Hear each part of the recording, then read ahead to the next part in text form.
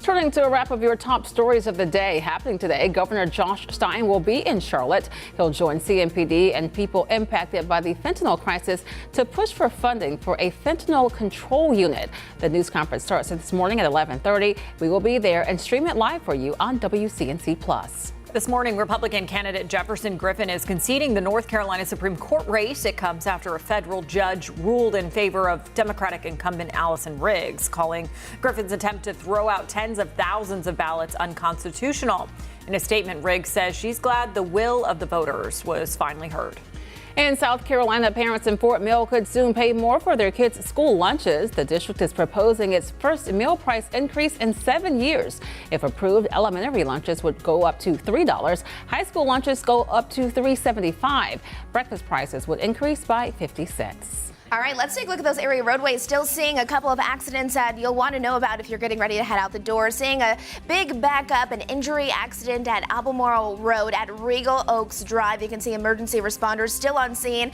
About a 10 to 15 minute delay there, so do keep that in mind. And then we're also watching this one as well. Just that typical slowdown, I-77 inbound, 14 miles an hour, so just kind of going quite slow. Two superlatives for today. Today is the warmest over the next 7 and the stormiest. So our best chance for storms to end the day. We'll keep you updated with a lot more detail on WCNC Plus. All right. Thanks, Chris. Make sure you join us over on WCNC Plus.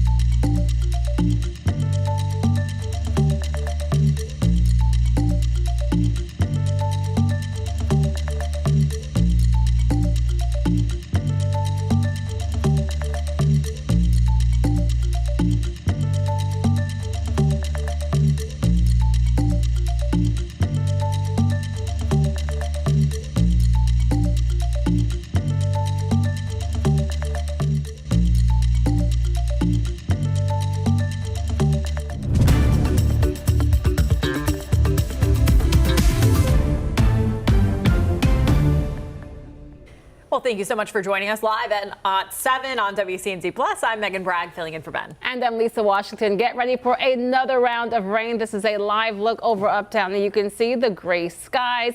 Meteorologist Chris Mulcahy will tell us when the showers and the chance for storms moves in. I'm happy to say that most of the day is okay. It's tough on some of these weather alert days that you're almost just waiting for storms and nothing comes.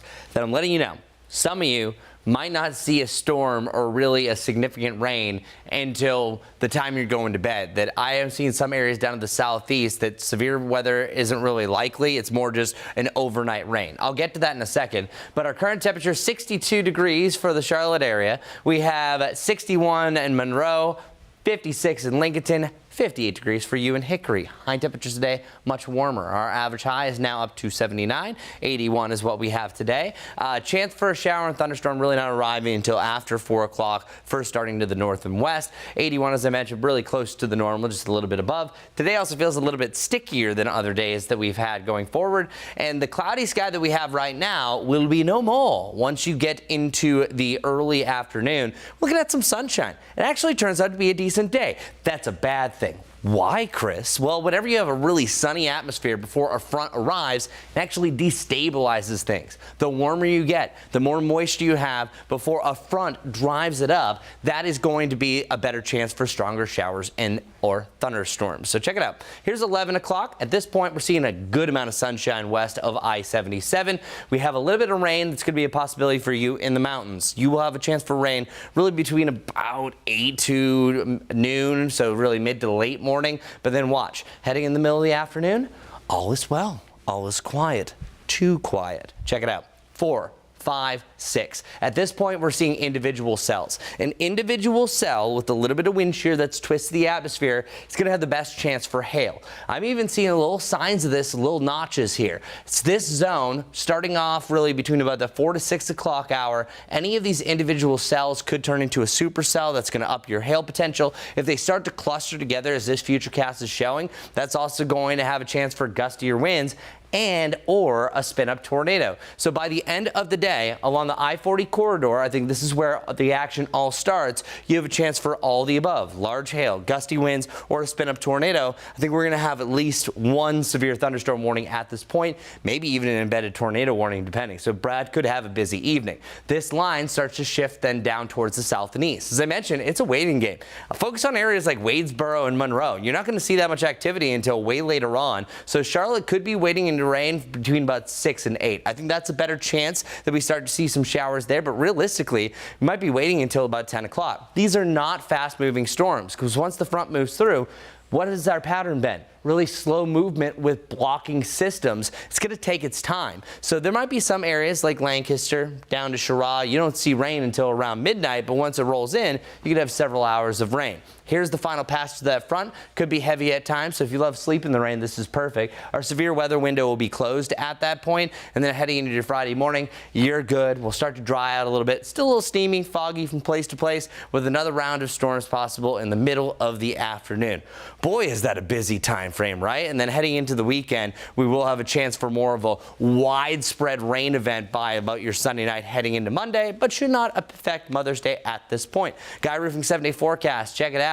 Temperatures in the lower 70s on Saturday. Both days look to be overcast. We're dealing with something that's called cold air damming. That's going to back up a lot of that cloud cover and even rain chances against the mountains, but it's not as cold. So really we're going to see almost cool air damming. That's just really prohibiting any sunshine or any movement for these systems. Once that system starts to creep back up, that promotes some widespread rain. Literally by the end of this event, we could pick up a quick inch plus today and another 2 to 3 inches across your Monday night, and Tuesday. That's going to be the next big weather highlighter outside of today's weather alert day. Hopefully nothing's really highlighting our morning commute, but that's not always the case. Majestic, how's it looking? All right, well, good Thursday morning to you. Let's take a look at those area roadways. If you're waking up, getting ready to head out the door, whether you're heading off to work, maybe going to the gym, or just getting those kids up and off to class, you can see a live look outside. I-77, of course, really starting to back up, especially if you're traveling from York County towards the uptown area. It is going to be slow moving, but we do have a couple of things that you'll want to know about. We're still watching this accident right here. This has been ongoing for at least over an hour. We'll say that. But the good news is this has since been cleared, so traffic is moving slowly across Albemarle Road and Regal Oaks Drive. But right now we are seeing those improvements, so we'll take what we can get. And then just to the west of that, just seeing that slow moving traffic, I-77 inbound, nothing out of the ordinary there. And then over to the west, really from Gastonia over towards Lowell, still seeing slow moving traffic. We'll have another full traffic update coming up in just a few minutes. Lisa. All right, Majestic, thanks so much. 7:05 now. We're taking a live look. This is the chimney atop the Sistine Chapel, where just about an hour ago we saw black smoke, which means the Cardinals have not picked a pope yet. They voted earlier this morning. This was the Cardinals' second vote as the black smoke appeared earlier this morning as well. It could be days, weeks, even months before the Cardinals choose a new pope. NBC's Jay Gray has the latest on the conclave from Vatican City this morning. No names. Sworn to secrecy. It's okay, please. We don't speak candidates. We don't know who it will be. We don't know when it will happen, but we do know a bit about how the conclave will play out. Each day starts with a mass. Then the Cardinals file into the Sistine Chapel. The doors closed and locked, voting twice during a morning session. The only sounds in this iconic chamber, the counting of handwritten ballots. If no candidate receives a two-third majority, there's a midday break. The group, with a police escort, making the short trip back to Sancta Martha, a guest house adjacent to St. Peter's Basilica where they stay during the conclave. They can go back to their rooms, they can rest, they can talk to each other until the afternoon. Then they go back to the Sistine Chapel.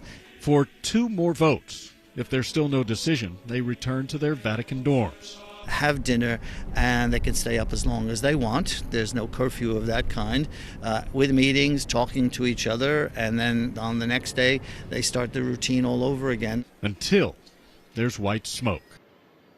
Jay Gray, NBC News, the Vatican.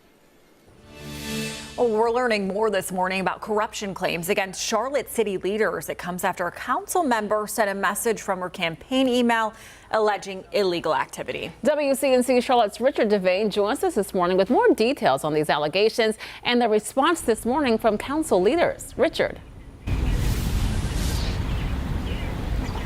Good morning, folks. Good morning to everyone on the Plus. Happy Thursday to you all. These are allegations that were made by council member at large Victoria Waddington. It's important to note that while she didn't go into specifics, folks are saying it's probably over the controversy stemming from that settlement with Police Chief Johnny Jennings that was leaked to pressure from former council member Tarek Bakari over those bulletproof vest dispute. Now, this morning, Charlotte city leaders are responding to claims of corruption from one of their own. Council member Victoria Waddington says that she's concerned about what's going on behind closed doors at City Council, and the feelings are that it's specifically related to reported settlement with Police Chief Johnny Jennings. That settlement is tied to threatening text messages that were sent from now former council member Tarek Bakari. On Wednesday, Mayor Vi Lau stood with other council members, and she denied any claims of corruption or wrongdoing. The mayor also took time to publicly apologize to Chief Jennings about the situation and what happened. The chief was publicly attacked by a former council member who stated his intent was to damage his reputation and end his career.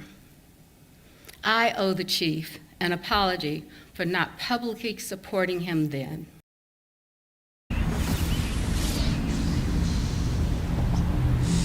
Now, a lot of council members are now saying that they cannot discuss the issues of what happened behind the closed doors. So for its part, the city attorney, as far as says that this is something they're going to investigate, those claims that were made by council member at large Waddington.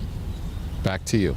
Well, Richard, we know this certainly isn't the end of this. Any idea and what may happen next, what the next steps might be? Yeah, the city attorney, Fox, says that he will, in addition to that investigation into what Waddington has made her claims on, he said he's also going to look into how those the statements or information that was made behind those closed doors became public, and he's going to look into that, and also the possibility of filing any charges because of releasing that information. That's something, of course, we'll keep you updated on both here and in all our social media platforms. All right, Richard Devane reporting live for us this morning. Thank you, Richard. Well, happening today, Governor Josh Stein will be in Charlotte. He'll join CMPD and people impacted by the fentanyl crisis to push for funding for a fentanyl control unit. The unit would include drug agents and prosecutors dedicated to investigating drug rings and stopping the flow of narcotics into our communities. The press conference starts this morning at 11:30, and we will be there and stream it live right here on WCNC+. This morning, the months-long battle for North Carolina Supreme Court seat finally comes to an end. Republican challenger Jefferson Griffin accepted the results of last November's election. It comes after a federal judge ruled in favor of Democratic incumbent Allison Riggs, calling Griffin's attempt to throw out tens of thousands of ballots unconstitutional. It's a decision even some of Griffin's own party members agree with, including former Governor Pat McCrory. It's time this challenge ended because it was setting terrible precedent regarding changing the rules after an election is over. This was much different than a typical recount or challenge. This had to do with basically changing the rules after the election's over. And that's what I'm concerned about, setting a precedent. Why should my vote not count? I waited in line. I showed my North Carolina real ID as per our new voter laws. I did everything correctly. Now that was Susan Zhang. She learned her name was one of the votes set to be thrown out because of an error in a statement. Riggs says she's glad that the will of the voters will finally be heard. Well, May marks Mental Health Awareness Month, and a North Carolina state lawmaker is opening up about her family's personal battles. Right now, Representative Carla Cunningham is putting the spotlight on mental and substance health services across the state. WCNC Charlotte's Siobhan Riley looks into programs seeking solutions to help those struggling with depression. North Carolina State Representative Carla Cunningham's son started receiving therapy to treat his mental health at the age of 14. Cunningham says Medicaid expansion proves why mental health and substance use services are so important. And we did therapy for quite a while. And then, of course, it got to the point where he did have to be hospitalized for the first time for 6 weeks. North Carolina State Representative Carla Cunningham knows firsthand the challenges that come with mental health. She took her son to a behavioral health facility in Mecklenburg County 28 years ago during a time when very few people were talking about mental health. I know what it is to be almost bankrupt because during the time my son was diagnosed, mental health insurance, even if you had insurance, only covered 50%. Cunningham says she noticed a substantial need in these services across the state recently once Medicaid expanded. We know for certain once the Medicaid was expanded, we had more people to come in that needed substance use services and mental health services because they didn't have the funding for it before now. Cunningham admits the mental health system can be tough to navigate. That's why she held a town hall meeting recently to encourage people to contact their legislators if they want to learn about resources like the 988 Suicide and Crisis Lifeline and the North Carolina Peer Warm Line. That warm line is not necessarily that you're thinking about committing suicide or you're in crisis at the moment, but you may have something on your mind that you don't want to share with certain people. Cunningham says she wishes these resources would have been around when her son first started dealing with his own struggles. Going back and forth to the hospital more than 3 times a year sometimes. On Tuesday, we are hosting a phone bank where you can get mental health resources from local organizations. The phone bank will take calls that day from 11 to 1 and 4 to 7:30. Back to you. All right, well, turning now to our forecast. Chris joins us now, and some strong storms may be on the way later today. They sure are, and we've been seeing hail on and off across the country so far. We actually had some hail video in Texas from a couple of days ago, and I've been seeing a lot of hail reports on and off. But I want to get to our hail potential. The reason why this is so big, and here actually I think we're about to see that right now. We're going to take a look at some hail that we saw near Dallas, Texas. This is on Tuesday. This is associated with a system. Look at this. When you have that much hail, it almost looks like it was snowing. Yeah, this is actually a lot of nickel-sized hail that came down, not quite the severe potential. potential. Whenever you get to 1 inch in diameter, that's officially going to be a severe hailstorm. There's been multiple studies have done. At that point, you're seeing a lot more damage to things such as your car, to siding. Once you get up to about golf ball size hail, yeah, that's just an insurance claim nightmare. And that's actually a potential here. What you're seeing on your screen right now could happen in a few locations across our area. It's very rare for us to have these hash marks in this neck of the woods. For one, you usually don't have too much hail or larger ones here in the Carolinas in general, but it's this time of the year that it's going to happen, and especially up here, because hail is all formed, and we're going to go through all of this because of a freezing level. And of course, the higher you go up in the mountains, it's usually a little bit cooler, and that freezing level is actually close to the ground, so it doesn't give as much time for that hailstone to melt. So it's right in here that's the sweet spot for some significant hail. And I'm talking about up to 2 inches in diameter. That's what that means. This also got upgraded to a moderate threat. It cuts right through the Charlotte area. So it's going to be kind of split as far as the hail potential. But all of us have a chance for hail. We'll have a chance for damaging winds and then heavy rain and lightning. That is an absolute for sure at some point through the evening. Your significant hail parameter, and all this really means is once you start to see some of those yellows, that's where you start to get that range that you could have the size of quarters, ping pong balls, up to golf ball, or even like eggs are coming from the sky. I'm hoping this doesn't come to fruition because a widespread event like this and a slow moving storm like that is just awful. We saw millions of dollars in damage last April in Rock Hill from this type of setup, and it's especially this area by the end of the afternoon. Notice how everything's yellow, but that hail threat is actually going to spread its way down towards the south, so all of us will have the slight chance for a larger hailstone as we continue throughout the day. But let's learn a little bit more about hail. So we actually compare hail sizes to different everyday objects. Pea-size hail, that is just the 1/4 of an inch, not a big deal there. Penny size, just shy of an inch. Once you get it about to 1.5 inches, that's walnut size to around ping pong ball size. 1 3/4 inch golf ball size hail, that's what causes about $5 million in damage in Rock Hill last year. But it's this size that we're going to be in the range, luckily not tennis ball or baseball size. So how does hail even form? Well, it all forms from water droplets that go above a freezing line. So those thunderstorms go so far up in the atmosphere that at one point it's going to freeze. So as it goes up and down above that updraft, once it drops down below, it collects water droplets and gets bigger and bigger. The stronger the updraft, which by the way, the updraft, all that is rising heat and humidity. And the more unstable it is, the quicker that's going. That thing can go up to 100 miles per hour. But a hailstone, if you slice it open, actually looks like the rings of a tree, where you can see these concentric circles just showing its growth process. But like anything, what goes up must come down. When it gets too heavy, it'll hit the surface. But during the summertime, if you have this setup, you could have baseball-sized hail, but it's so warm in the 90s a lot of those days, a lot of that will melt, so you might not even see the surface. It just falls as rain. Here's actually a look at what it looks like if you splice a storm in half. This is actually an example of what happened right around the Rock Hill area. About 60 to 65 mile per hour winds come from this type of hail core. So, and that can also mean that it's falling from the sky at about 60 to 65 miles per hour. That's pretty much everything you need to know about hail. And last but not least, letting you know again, the best hail window is right through here, really, as we continue into the evening hours. Stay weather aware. I'll have your full forecast again at the top of the next half hour. But first, look at traffic with Majestic. All right, good Thursday morning to you. Let's start with this. A live look outside I-77 at Carowinds. You can see traffic is definitely picking up, especially if you're heading towards the uptown area. Pretty typical for this time of the day. Want to show you our live traffic map. Starting to see a lot of red pop up all across the area. Let's zoom it on in, though, because I do want to point out a couple of things before you head out the door. This is the most recent one, an accident that is now impacting the right lane eastbound Harris Boulevard. That's towards Highway 24 at Meadowdale Lane. You can see a picture of that, and really that ongoing slowdown is going to slow down that morning commute as well.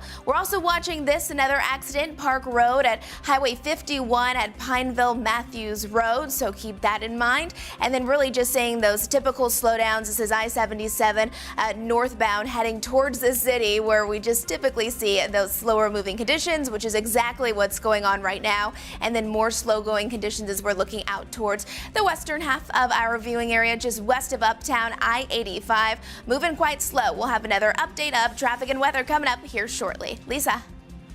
All right, thanks, Majestic. 7:19 now. In just a few weeks, millions of people will travel for Memorial Day. A new NerdWallet survey shows that 38% plan to drive instead of fly to their destinations this year. And while many people are trying to save money, we are looking at some gas myths that actually won't save you a pretty penny. So let's verify. Gas prices around North Carolina are at $2.86, down from the national average of $3.15.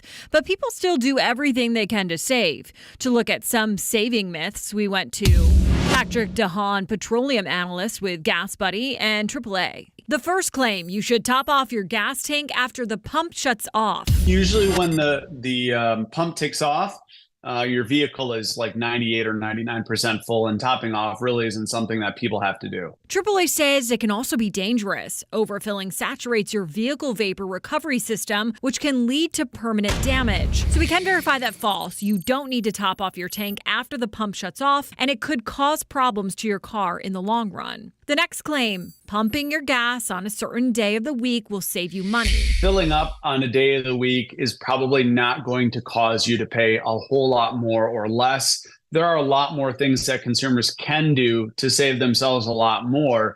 Things like shopping around before you fill your tank. DeHaan says gas prices can be affected by the time of year. In summer, fuel tends to be more expensive. But we can verify that no, gassing up on a certain day of the week will not save you money. And finally, off-brand gas is bad for your vehicle. All gasoline is going to run just fine in your vehicle. It's really about the station that sells it, whether or not some of those stations may not invest as much in making sure that their gasoline is not contaminated, things like that nature. But 99.9% of stations are selling gasoline that's going to run just fine in your car. So we can verify that no, off-brand gas is not bad for your vehicle. Well, of course, if you want something verified, I'd love to hear from you. You can email me at verify@wcnc.com. It's time for On This Day in History. On this very day, we go back to the year 1886. The very first glass of Coca-Cola was sold by Dr. John Pemberton at Jacob's Pharmacy in downtown Atlanta, Georgia. There's Dr. John Pemberton. He actually invented Coca-Cola, even as we know it today, with a couple little changes along the way. And there's the pharmacy, Jacob's Pharmacy, right in the middle of downtown Atlanta, Georgia. On this very day in history, the first glass of Coca-Cola was served. By the way, the largest distributor of Coca-Cola, Coca-Cola Consolidated, is located right here in Charlotte, North Carolina. That is On This Day in History. Check this out. North Carolina just hit a tourism record with visitors spending nearly $37 billion last year. Even after Hurricane Helene, areas like the coast and Piedmont remained packed. Now, this is important because the tourism industry supports more than 230,000 jobs in the state and saves each household nearly $600 a year in taxes. Well, happening today, the Universal Circus pops up its tents in Charlotte. There will be multiple shows this weekend and next weekend. The show has been running for more than 30 years and has even made a stop here in the WCNC Charlotte studio. Check it out. Universal Circus has been around since 1994. Yes. It's hip hop, it's vaudeville, it's fun, it's music, and it's rhythm, it's blues, it's gospel, and it's all about you. All about me? Yes. Tonight's show starts at 7 o'clock at the Route 29 Pavilion right across from the Motor Speedway. Tickets start at $45. I went to Universal Circus performance, gosh, maybe 15 years ago in Washington, D.C. It's quite entertaining. It really is. So, you okay? I know how you feel about clowns. No, I'm fine. Old Onion Head is okay, I think. I'm not big. That wasn't recent. That was it was a while ago. I've done better through my therapy if I see it on video, except if it's an evil clown. That one didn't seem evil. No, so you're not doing the clowns. What would you do if you were there? What would be your act? If you had to be a performer. If I had to act, I don't know. Am I with the clowns a lot? No. I don't think I could. We'll keep the clowns. Keep the clowns away. Look at this clown. Probably the guy that gives out popcorn, because I have none of these skills. Wait, can we pop up Onion Head again? There he is. There he is. Definitely friendly, I'm He sure. was called Onion Head. You know? Maybe there's an onion under that hat. That would be bizarre. Who knows? Yeah, I'm disappointed that I've known Larry for so long and he never told me about his interview with Onion Head. I don't know how that never came up in conversation. I'm sure he still remembers that and will share details with I'm you. about Now to that ask him right he's now. He's seen over that. there. Yeah. Oh, yeah. Larry can come talk to us about it. All right. Thanks so much, Chris. Well, we are going to take a quick break, but you keep it right here on WCNC Plus. We're going to have a check of the weather and traffic coming up in 2 minutes, and then we'll stream the headlines back at 7:30.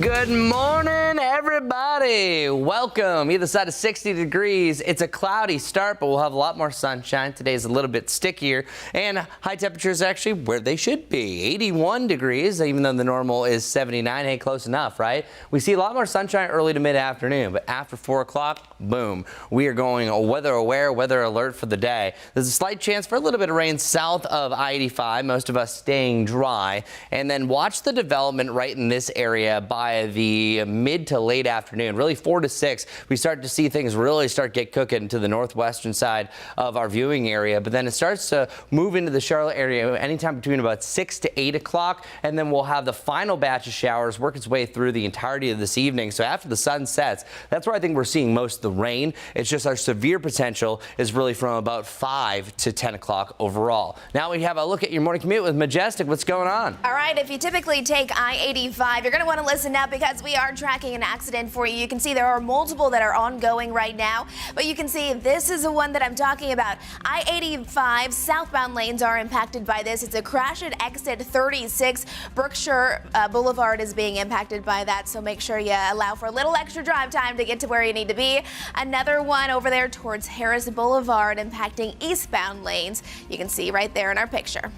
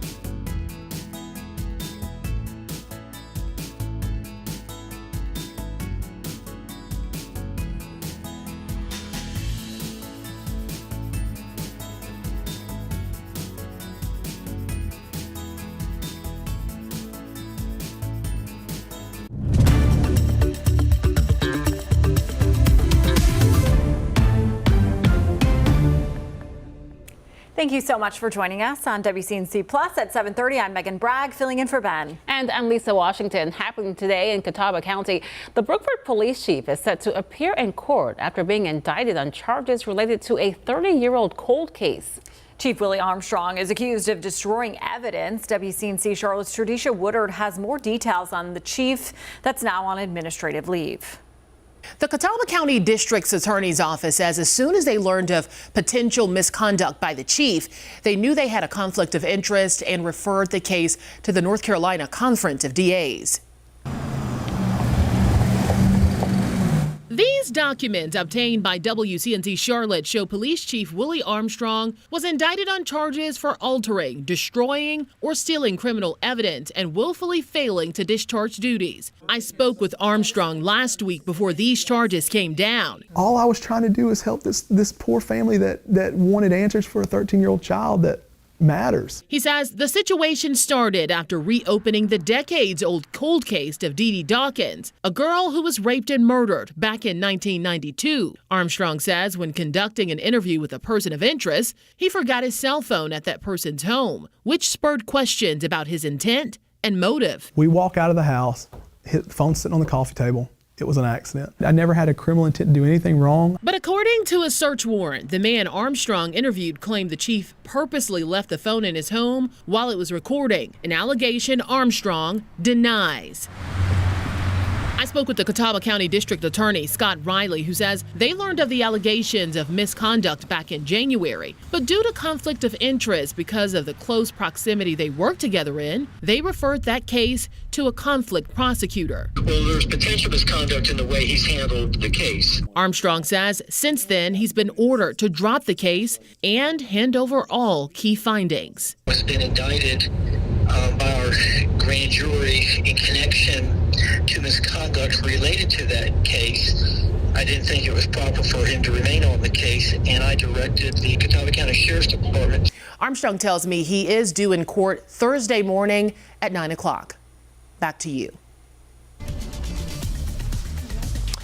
Well, good morning, everybody. Here's your more or less forecast. So today we have less PM clouds and less uncertainty, aka we have a better idea what the timing of everything is going to be. But we also have more rain, more wind, more sunshine, more moisture, and more degrees, aka it's going to be a warmer day today. So here is what I'm talking about. The wind is going to come from the thunderstorms and that front pushing in general. The sunshine actually comes before this because the cloud cover that we see right now will start to clear by the end of the morning, but 5 to 10, that's the sweet spot for our weather impact window. Now, I do think that we could see storms starting to form at about 4 o'clock, and we're going to have widespread showers and storms after 10 o'clock. This is just the area, the time frame that I think that we have the worst conditions, especially a little bit earlier on, right around the foothills from Morganton and even down into Cleveland County across Lincoln County. Our 10-10-10 forecast, you can also see temperatures in the lower 80s today and tomorrow before we have a big cool down because of the rain on Monday, and then on the way up, close to 90 degrees again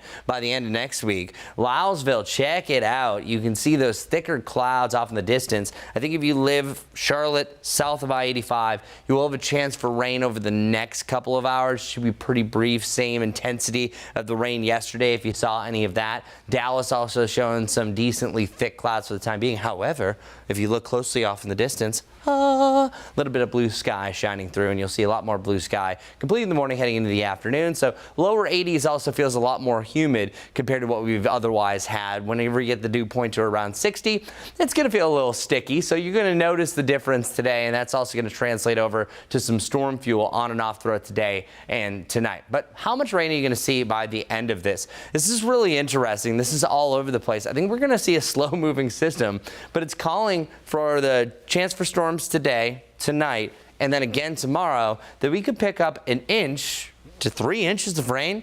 I think it's a little bit closer to about that 1 to 1.5 inches of rain is not out of the question, which is going to be primer for our next big rain event that's on Monday heading into Tuesday. Also, that storm fuel, especially high during that window of opportunity from 5 to 10. Watch what happens once you get to about 10 o'clock. poof, it disappears. And it doesn't mean you're not necessarily going to see this. Honestly, there's mid-level CAPE, there's upper-level CAPE. It's all over the place. CAPE is, by the way, the amount of fuel that we have in the atmosphere. It's called convective available potential energy, but that's too long for TV, even though I just said it. But our large hail potential is something that we're really focusing in on. We don't typically have this, but it's up in the mountains that have everything going from the freezing levels closer to the ground. We have storms that could be rotating, and that's a better chance to crank that up into the atmosphere and allow for a hail core. So I'm really keeping an eye on this in the near term. Check it out. So I've coupled two things. This is our significant hail parameter, just meaning that anytime you see this yellow shading, you have a chance for inch-plus hail as much as 2 inches, and that's what those hash marks mean.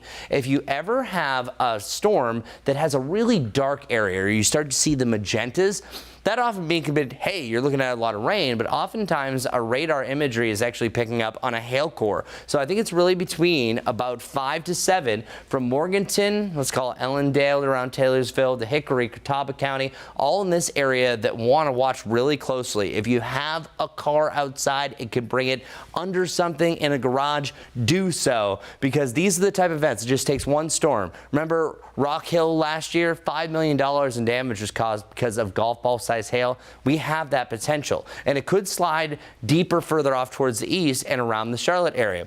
Now, one of two scenarios is going to pan out for Charlotte. Either you're waiting for rain until sunset, you're saying, Chris, there wasn't a storm at all. I don't think you're going to see storms for most of the day, by the way. It's either going to ride between 6 or 8, or you're realistically not going to see it until a little bit closer to 10. And then it's areas southeast of Charlotte, Wadesboro, Rockingham. You're not going to really see this activity until really close to about midnight and heading into the early morning hours where we could pick up a lot of rain. So I think most of the rain is actually falling outside of our severe weather window. It's just in the meantime, we're going to have that peak instability from about 5 to 10. So I'm going to do this one more time, just showing you the timing. This one actually brings you close to Charlotte a little bit earlier.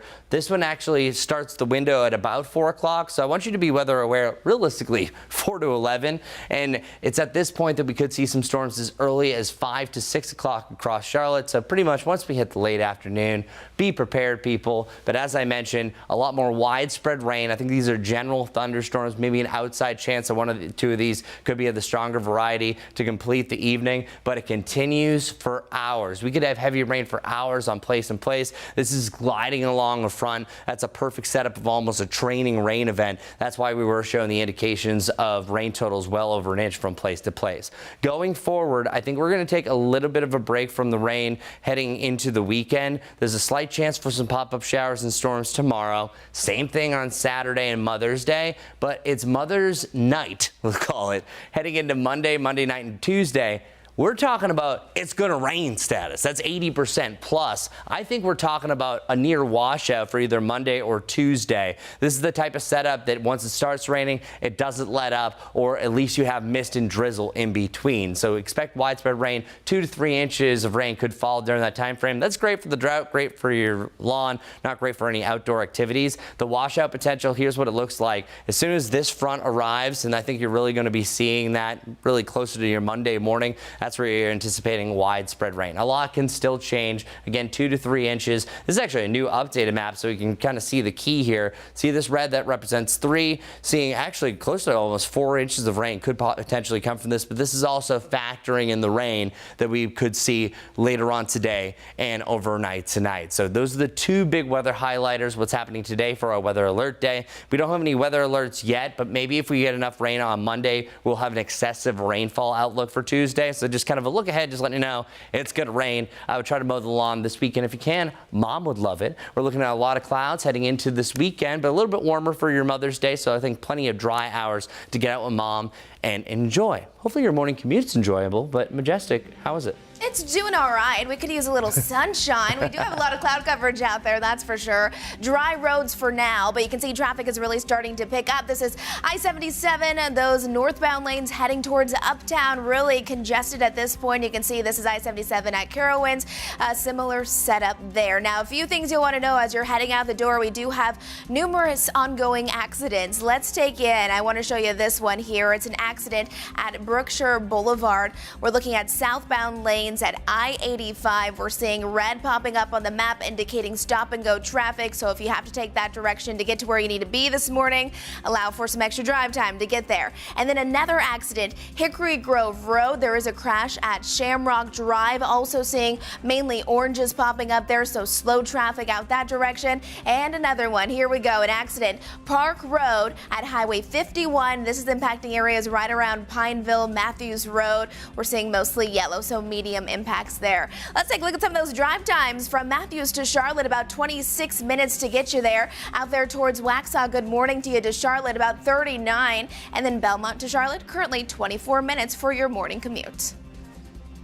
7:40 now. This morning, the family of Tyree Nichols is devastated after a jury found the former police officers accused in his death not guilty. That verdict came down yesterday after the jury deliberated for more than 8 hours. The 3 officers are seen on video beating Nichols during a traffic stop in Memphis 2 years ago. The jury cleared Tadarius Bean, Demetrius Haley, and Justin Smith of all state charges, including second-degree murder. Following the verdict, the Shelby County District Attorney expressed his disappointment. I personally think any fair-minded person who watches the video would come to the conclusion that everybody there had some responsibility for Tyree Nichols' death. But as I said, the jury took a different view. What I do know is this: Tyree Nichols is dead and deserves to be alive. And that is a tragedy. After the verdict, a number of state representatives, even the mayor of Memphis, expressed their disappointment, saying they will continue to stand with the Nichols family. New this morning, authorities bust a sophisticated crime ring that targeted pro athletes, including star Cincinnati Bengals quarterback Joe Burrow. This video shows police stopping suspects in Ohio and say those suspects were wearing clothing belonging to him and found his LSU t-shirt in the trunk. Authorities say suspects' cell phones were filled with photos of them posing with his jersey and jewelry. They're also linked to another group in Florida, also seen posing with jewelry allegedly stolen from pro athletes. The crime ring stretches from Minnesota to New York, Ohio, and Florida. They are all now charged together in cases involving at least 6 professional stars. In Washington, President Trump announcing the administration's first trade deal with a foreign trading partner. It comes as the Federal Reserve warns economic uncertainty is rising. NBC's Alice Barr has a closer look at what this means for your wallet. President Trump this morning confirming what he called a full and comprehensive trade deal with the United Kingdom ahead of a formal Oval Office announcement. It's the first deal since the president began imposing sweeping tariffs on trading partners around the world, promising more to come after Treasury Secretary Scott Bessent faced a grilling on Capitol Hill over delivering on trade deals. There are 18 important trading partners, and we are moving forward at all deliberate speed with those. The secretary set to begin highly anticipated negotiations with China this weekend, as President Trump, while swearing in a new ambassador to China, signaled he's not backing down. Are you open to pulling back your tariffs in order to get China to the negotiating table? No. And pushed back on the idea that the U.S. initiated the China trade talks. They said we initiated? Well, I think they ought to go back and study their files. The 145% tariff on Chinese goods has already forced some prices up for U.S. consumers. Now, the Federal Reserve says it's leaving interest rates unchanged, rather than the rate cut President Trump has been pressing for, the Fed chair citing economic uncertainty fueled by tariff policy. If the large increases in tariffs that have been announced are sustained, they're likely to generate a rise in inflation, a slowdown in economic growth, and an increase in unemployment. Chairman Powell noting it's unclear if those effects would be short-lived or long-lasting, arguing a resilient economy overall makes a wait-and-see approach to rates possible, as markets to Main Street wait for more solid footing. On immigration, a federal judge has temporarily blocked a Trump administration move to deport a group of undocumented migrants to Libya using a military plane. Two sources telling NBC News that was planned for as soon as this week. The judge said the move would violate a previous court order. In Washington, Alice Barr, NBC News. As we celebrate National Nurses Week, we have an extraordinary story this morning about coming full circle. A nurse who once cared for a premature newborn is now working alongside that same baby who grew up to become a NICU nurse herself. WCNC Charlotte's Miles Harris is live at Novant Health Hemby Children's Hospital. Miles, this is just one example of the lasting impact of nurses. You're absolutely right there, both Lisa and Megan. Now, this is really a remarkable and really a full circle moment here. So inside the NICU wing at Novant Health, they are filled with tiny fighters and dedicated nurses who care for them. But there are two nurses in particular here that have a special connection that dates back more than 26 years. Christmas Day 1998 brought an unexpected gift to the Koffold family. Twin daughters born 2 months premature. And that early arrival meant a lengthy stay inside the Novant Health NICU wing with Nurse Angela Neal. I'm a nurse. I'm here to serve people. I'm here to help people. And I just want to give them my best. That experience left a lasting impression on the Koffold family, especially on twin Abigail. But my parents always shared their story and their experience in the NICU for me and my twin sister. Abigail's journey came full circle when she became a nurse in the very same NICU where she once fought for her life. And in a remarkable twist, with the nurse that cared for her. Every time I walk in, I know that she's got my back, and it's so special to be able to have this connection, meet her, and get to be a NICU nurse alongside her. Matching a passion and care for the most vulnerable patients. I just want to serve the babies and their families the way that God has called me to, and I pray that I get to have the kind of impact that Angela has on my family. Really a remarkable story here. And get this, Angela has actually been with Novant Health's NICU department for 35 years. Now, as we continue to celebrate National Nurses Week, this is really an example of just how profound and the lasting impact that nurses have on their patients, even further than we could even imagine. Lisa and Megan. Okay, Miles, we gotta know, how did they even know that they were connected? How did they learn about this? It's a really good question there, Megan. So Abigail actually remembers the stories from her parents and even remembers in pieces the parts that from Angela from when they were first here in the NICU wing back in 1998. So when she first came into this apartment, she took a picture. She actually was looking for Angela, wondering if she was still here, if she had retired or not. So she took a picture, sent it to her parents, and they said, yes, that's the Angela that was with you guys when we first were in the NICU. And then obviously the story kind of carries itself from there. Wow. I love that. Me and too. Listen, parents do not forget the people who care for their children. Yes, they absolutely. do not. And they had the picture, Absolutely even better. Oh, cool. All right, Miles, thank you for that. Happening today, the city of Charlotte is hosting a matchmaking event introducing developers to members of the faith community. WCNC Charlotte's Ben Thompson shows us how an unlikely pairing is seeking solutions to the city's affordable housing crisis. More than 100 years old, and one church in Elizabeth is still finding new, innovative ways to help the community. Caldwell Presbyterian stepped up in a big way. Easter's Home is about to come online. This is 21 units of high-quality, affordable housing for very low-income individuals. $6 million came from the voter-approved Housing Trust Fund, and the congregation pitched in another $800,000. If we can replicate this across the city, we're going to see a huge impact on being able to house some of these unsheltered folks. In all, there are 12 projects underway like Easter's Home at Caldwell Presbyterian. Tonight's meet and greet hoping to jumpstart even more. This is an opportunity for nonprofit organizations, members of the faith community, and the development partners that are kind of the connective tissue to make all this happen, really get into the room together in a really lighthearted and fun atmosphere. Matching churches with a mission to help others and some space to spare with developers who can make the transformation happen. And so we need safe places for our teachers to live and our teachers' assistants, those men and women that are stocking our shelves and making our deliveries. The process is not a quick fix. These projects can take up to 2 years, but tonight's event is a start. So it's kind of like that rock that you drop in and the ripples just continue to go out. A collaborative approach to one of the city's most complex issues. Ben Thompson, WCNC Charlotte. Tonight's mixer is at capacity, but due to the strong demand, the city plans other events later this summer. Let's check back in with Chris now for more on our forecast for this Thursday and the chance of rain.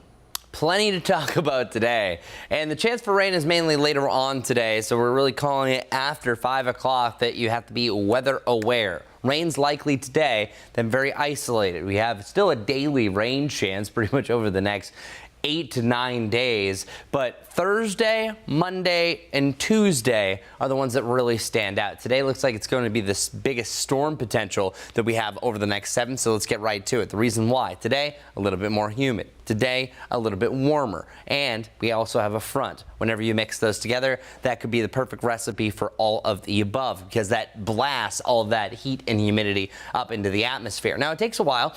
You got to get to the peak heating of the day, and we are going to see a much sunnier sky. It's cloudy right now if you look out the window. Here. Look, open up the curtains right now. It's pretty cloudy right now, and then it's going to get a lot sunnier. We're already starting to see a decent amount of sunshine over in Monroe right now, but watch. This is 2. This is around 4 to 6 o'clock, becoming widespread, and then eventually it'll work its way further off towards the south, taking over heading into the evening. So let's slow it down for you for your future cast. By the way, this is the earliest version that I have for the onset of rain for the Charlotte area. The other scenario is that it takes its sweet time up here, and we don't see any rain until after sunset for Charlotte. But this is the one that I think I want us to stay most weather aware if it comes to fruition, because I could see this one happening. It's right around 3 to 4 o'clock that I think that we see signs of rain starting to pop. But between about 4 and 5, that's where we start to see cells really building up here around the foothills. It's at this point that you could have a few supercells. That's going to up our hail potential to end the afternoon. But this is mainly northwest of Charlotte at this point. From 5 to 6 to 7, that's where it starts to spread across the I-77 corridor. And there'll be a lot more rain eventually coming. But this is our severe weather window. At this point, I think it's going to be the best chance for a stronger storm. Still some hail, even though I think the hail core is right around here for our biggest threats. Gusty winds, even a chance for an isolated tornado. So I think Brad's going to be busy much later on today. I think Brittany's going to be here as well. Chance for some spinning storms, and I think multiple severe thunderstorm warnings could potentially pop up from this. Because we have an unstable atmosphere. It's not the worst you've ever seen, but things are kind of lining up in that direction. The number 1 and 2 threats are hail and winds. And hail is usually a distant second at best, but this one's almost taking center stage just because of its impact and its setup. However, again, it's mainly northwest of Charlotte that I think we have this best potential. But I want to start with tornadoes, because you can't discount this. We have a low chance for tornadoes starting in Charlotte to the northwest, and really any 25-mile range in between that point. This is 6 o'clock. If we have storms, anytime you have a general line in the white to red, that's a rotation track. So we will have some wind shear. Wind shear doesn't always mean tornadoes, but if a storm is overhead in Charlotte to end the afternoon, begin the evening, you have rotation to it, and that would be indicative of a QLCS. That's a quick spin up tornado along the line, because it looks like these thunderstorms are going to start as 1 to 2, and then they cluster together, and at that point, they can start to bow. Our hail potential, everyone has a chance for hail today, but it's especially high right here in the hash marks that's up in the mountains. We've been mentioning this. Check this out. I think it's really between about that 4 to 7 o'clock hours right along the I-40 corridor. If you have any storms, this starts to show that magenta. Pilots will say never drive or fly through magenta. That's where you have the heaviest rain, but oftentimes it's the hail core indicative right here. If you see anything like that, you could have a quick burst of up to quarter to even egg size hail. Not often I'm saying that, just saying the worst case scenario for you. This eventually will spread down towards the south. So again, our weather impact window is from 5 to 10, but I have to iron something out here. After 10 o'clock, we're looking at widespread rain, especially heavy rain. And at that point, we could have some localized flooding, where some areas could even see up to 2 inches. It is going to be a wicked rocking and rolling evening. So stay off the roads and don't go out if you don't need to. As for right now, it's just a cloudy morning, but there could be some other problems. I'm going to ask Majestic to see what else is going on. Oh, there's definitely things going on. Look at our live traffic map. We have lots of accidents that are currently out there. You can see also some slowdowns, whether you're heading north of Uptown, south of Uptown, right in Uptown. We got it all going on. An accident right now in Brookshire Boulevard, south of I-85. We're seeing those backups. Lots of red right there, indicating that stop and go traffic traffic. Another one I want to let you know about is this Hickory Grove Road. There's a crash at Shamrock Drive, also saying mainly orange, indicating slow traffic there. And then as we head a bit more south, this is an ongoing one, an accident, Park Road at Hunter Ridge Drive near Pineville Matthews Drive, road. So we're seeing some minimal impacts out that way. Let's take a live look outside. If you're taking I-77, you know how it goes. It's that time in the morning where we will see those major backups, especially if you're heading from York County towards Uptown. You can see I-77 definitely seeing that congestion. Another one here at Carowinds. We'll have another update with your weather and traffic all coming up in just a few minutes. Thank you, Majestic. 7:55 now. We're going to take a short break, but stay with us because we're going to have another update on your weather and traffic. And then Megan and I will have the day's top news stories coming up at the top of the hour.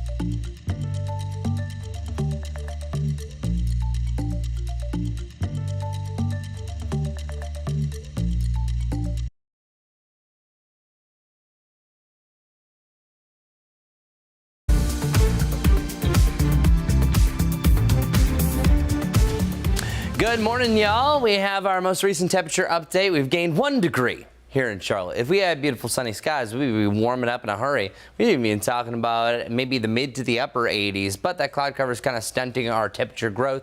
We will get into the lower 80s, even the mid 80s down to the southeast. This is the warmest day that we have, at least over the next 6 to 7. Similar warmth, though, tomorrow, 80 degrees. But here is our impact window from 5 to 10.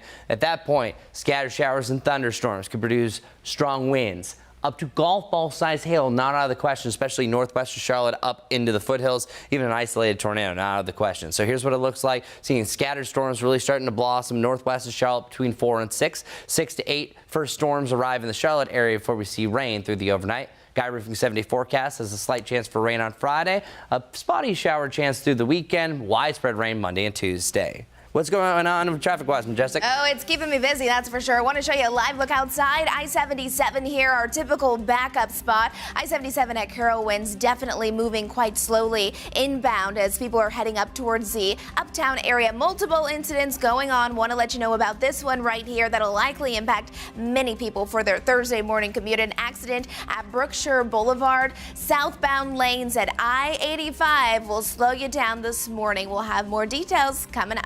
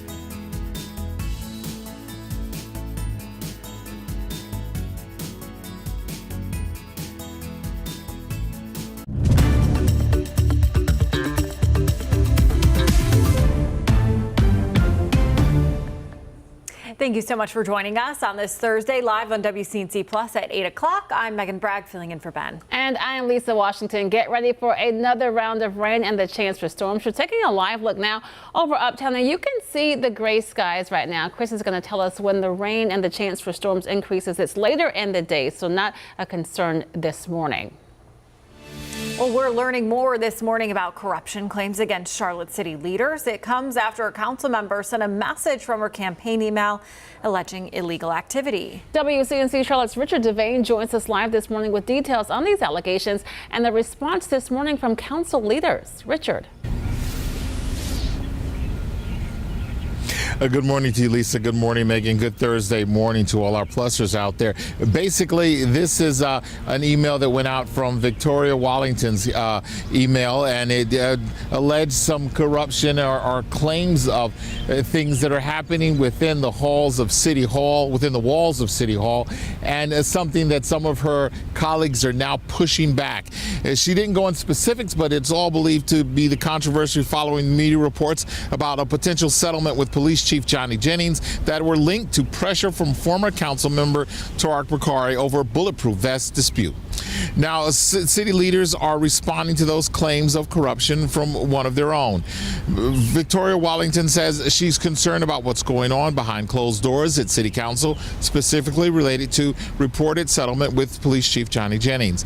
That settlement tied to threatening text messages sent from the now former council member Bakari on Wednesday to Chief Jennings, I should say. On Wednesday, Mayor Vilau stood with other council members, and she denied any claims of corruption or wrongdoing. She also took that time to publicly apologize to Chief Jennings about what had happened. The chief was publicly attacked by a former council member who stated his intent was to damage his reputation and end his career. I owe the chief an apology for not publicly supporting him then.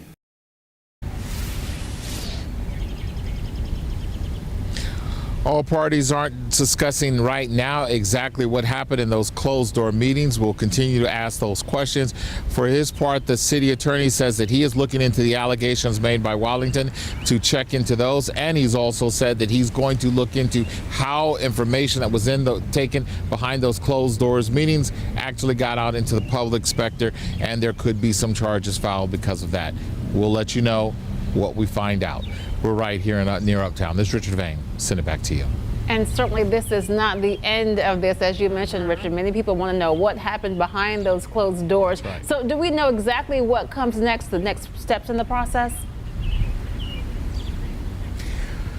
The next steps will be the city attorney, Mr. Fox, who will be investigating exactly what he'll be speaking with the council member at large, Waddington. He'll probably speak to other council members, and then he'll try to determine exactly who, first of all, about her allegations, where she has it. The mayor did say if there is any allegations of wrongdoing, bring that proof forward. So he'll probably try to talk to her about that. Then he'll try to determine how that information that was supposed to be behind closed doors came out into the public forum, and then see if there's any laws that were broken, and see then about filing charges. All right, Richard Devane, thank you so much for that, Richard. Well, good morning, everybody. So I want to try to find some sunshine, because why not, right? When we are streaming, we got time. You can see a little break in the clouds. These are some of those alto cumulus clouds. I've been name dropping a lot of clouds because we raised our weather IQ on clouds yesterday. If you didn't join us, you can catch that on our YouTube channel at Weather IQ. And you can see here in Monroe a little bit more of a blue sky starting to form. So we're breaking those clouds open. All right. Over the next couple of hours, we're going to see a lot more blue sky. So today is a sunnier day. It's a warmer day. It's a little bit more humid. That's not a good thing. But by the end of the day, we are talking about showers and storms. So that's the thing. These weather alert days, whenever we're talking about it, I really think that we should refer to as a weather alert window, because the day pretty much is going to be completed by the time storms start to pop up.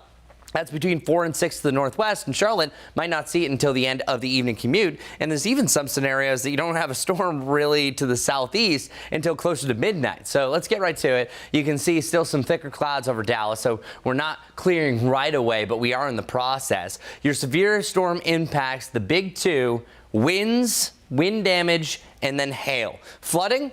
slow, but there's a chance to really prime the soil if we get more rain, which we will, especially Monday into Tuesday, but we'll put that on the back burner. Let's really talk about the active day today. But we also have a low chance for a spin-up tornado. It's a typical QLCS.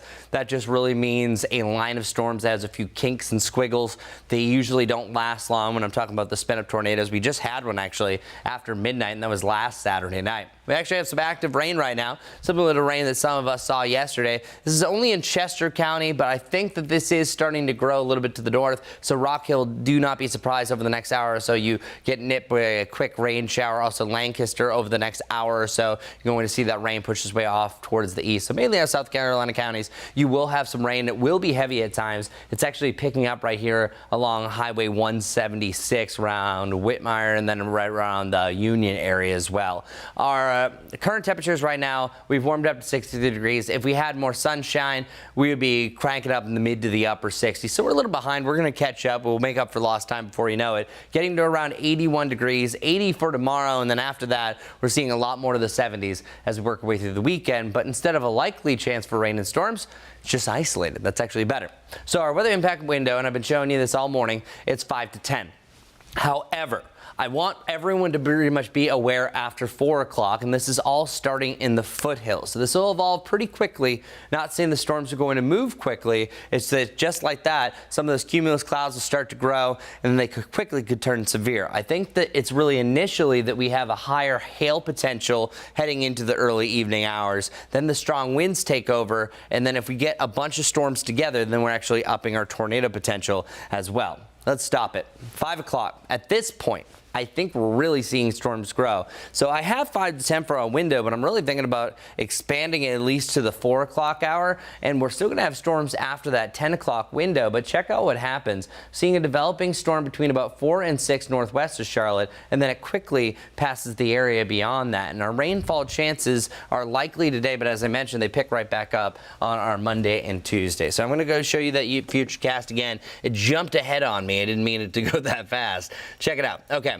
So you can see at first signs of storms developing in about 2 to 4. This is actually different timing. And the cool thing about some of these models is they actually update on the hour. And I'm only showing you the near term. This one right here, I actually want to stop it and you can actually zoom in. Check this out. This signature right here, and this is the reason why I'm concerned about hail early on. Any individual cell that looks like this, and I'm just going to go ahead, I think 4 to 6. So we're going to expand that severe weather window really starting around 4 o'clock.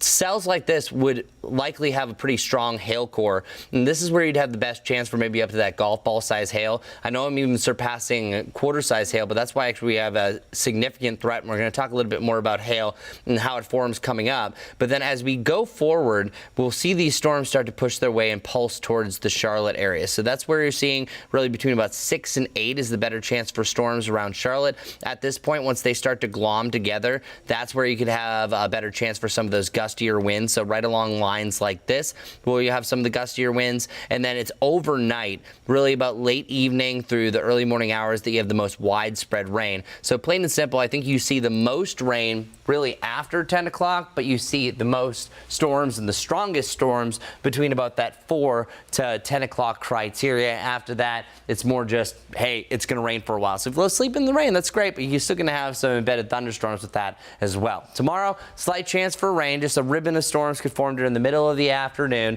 No big hazard with this, at least as of yet. I brought our weekend temperatures up a little bit.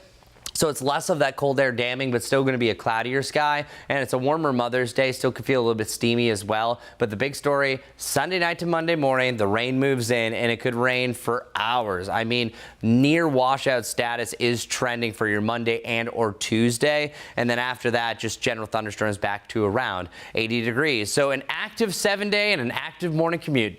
Majestic. Exactly. We have a lot going on this morning. If you are still getting ready to head out the door this morning, there are multiple things that we want to highlight for you. First things first, there's our live traffic map. You can see there are multiple incidences currently out there. Want to take it to the south, though, because this is the one that really just popped up. It's a disabled vehicle. Centered lanes are blocked at Tryon Street and Carowinds Boulevard. So we are seeing that big slowdown there, and there's a picture that was just taken and sent in to us. So we're seeing that slowdown now really backing up. There's a live look of I-77 at Carowinds. In addition to that, that's not the only one. If you are going to be a little closer to Uptown, we do have this one still ongoing inbound lanes at Albemarle Road before Lawyers Road. We're seeing that there with a fire truck there on the scene. Lots of red popping up, so just really indicating slow moving conditions or even stop and go traffic. Another one here at Hickory Grove Road. There's a crash at Shamrock Drive, saying those slowdowns. And here we go off to the west of that just a bit, an accident that's ongoing Brookshire Boulevard south at I-85. So multiple things that are ongoing, whether you're heading out the door now or just in just a few minutes. You'll want to allow a little bit of extra drive time, especially if you typically take this way. This is Park Road at Hunter Ridge Drive near Pineville Matthews Road. 8:11 now. We're going to take a live look at the chimney atop the Sistine Chapel. Just before 6 this morning, we saw black smoke coming from that chimney, which means the Cardinals have not picked a pope yet. This was the Cardinals' second vote. The black smoke again appearing earlier this morning, just before 6 o'clock. In fact, it could be days, weeks, or even months before the Cardinals choose a new pope. NBC's Jay Gray has the latest on the conclave from Vatican City this morning. No names. Sworn to secrecy. It's okay, please. We don't speak under this. We don't know who it will be. We don't know when it will happen, but we do know a bit about how the conclave will play out. Each day starts with a mass. Then the cardinals file into the Sistine Chapel. The doors closed and locked, voting twice during a morning session. The only sounds in this iconic chamber, the counting of handwritten ballots. If no candidate receives a 2/3 majority, there's a midday break. The group, with a police escort, making the short trip back to Sancta Martha, a guest house adjacent to St. Peter's Basilica where they stay during the conclave. They can go back to their rooms, they can rest, they can talk to each other until the afternoon. Then they go back to the Sistine Chapel. For 2 more votes. If there's still no decision, they return to their Vatican dorms. Have dinner, and they can stay up as long as they want. There's no curfew of that kind. With meetings, talking to each other, and then on the next day, they start the routine all over again. Until there's white smoke. Jay Gray, NBC News, the Vatican. Well, happening today, Governor Josh Stein will be in Charlotte. He'll join CMPD and people impacted by the fentanyl crisis to push for funding for a fentanyl control unit. The unit would include drug agents and prosecutors dedicated to investigating drug rings and stopping the flow of narcotics into our communities. The press conference starts this morning at 11:30, and there we'll be there, and we'll stream it right here on WCNC Plus. Well, this morning, the months-long battle for North Carolina's Supreme Court seat finally comes to an end. Republican challenger Jefferson Griffin accepted the results of last November's election. It comes after a federal judge ruled in favor of Democratic incumbent Allison Riggs, calling Griffin's attempt to throw out tens of thousands of ballots unconstitutional. It's a decision even some of Griffin's own party members agree with, including former Governor Pat McCrory. It's time this challenge ended because it was setting terrible precedent regarding changing the rules after an election is over. This was much different than a typical recount or challenge. This had to do with basically changing the rules after the election's over. And that's what I'm concerned about, setting a precedent. Why should my vote not count? I waited in line. I showed my North Carolina real ID as per our new voter laws. I did everything correctly. That was Susan Zhang. She learned her name was one of the votes set to be thrown out because of a I can't say that. Clerical. Thank you so much. Error. In a statement, Riggs says she's glad the will of the voters was finally heard. May is Mental Health Awareness Month, and the North Carolina state lawmaker is opening up about her family's personal battles. Right now, Representative Carla Cunningham is putting the spotlight on mental and substance health services across the state. WCNC Charlotte Siobhan Riley looks into programs seeking solutions to help those struggling with depression. North Carolina State Representative Carla Cunningham's son started receiving therapy to treat his mental health at the age of 14. Cunningham says Medicaid expansion proves why mental health and substance use services are so important. And we did therapy for quite a while. And then, of course, it got to the point where he did have to be hospitalized for the first time for 6 weeks. North Carolina State Representative Carla Cunningham knows firsthand the challenges that come with mental health. She took her son to a behavioral health facility in Mecklenburg County 28 years ago during a time when very few people were talking about mental health. I know what it is to be almost bankrupt because during the time my son was diagnosed, mental health insurance, even if you had insurance, only covered 50%. Cunningham says she noticed a substantial need in these services across the state recently once Medicaid expanded. We know for certain once the Medicaid was expanded, we had more people to come in that needed substance use services and mental health services because they didn't have the funding for it before now. Cunningham admits the mental health system can be tough to navigate.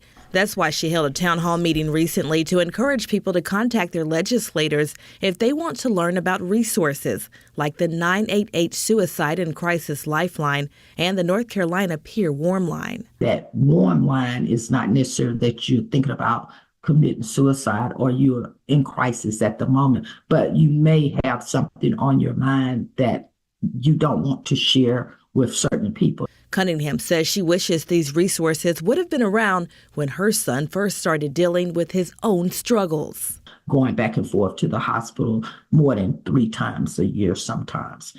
On Tuesday, we are hosting a phone bank where you can get mental health resources from local organizations. The phone bank will take calls that day from 11 to 1 and 4 to 7:30. Back to you.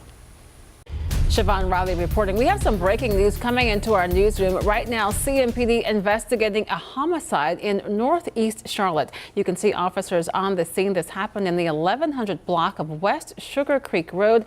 That's right near Reagan Drive and I-85. It's an area we've reported on many times.